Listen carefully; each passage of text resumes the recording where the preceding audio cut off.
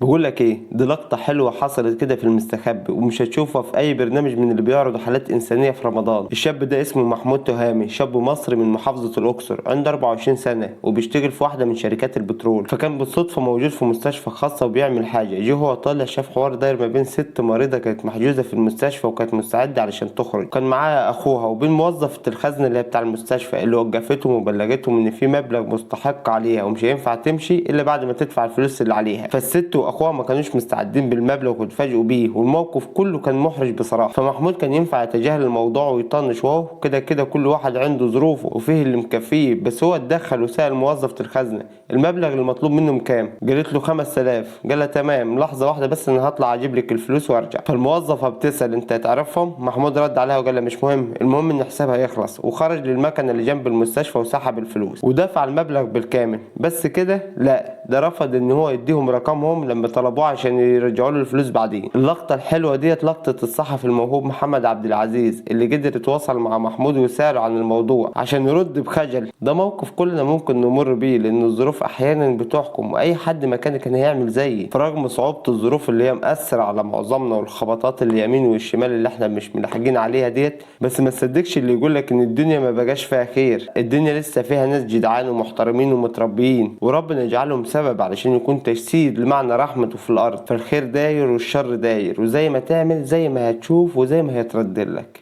سلام.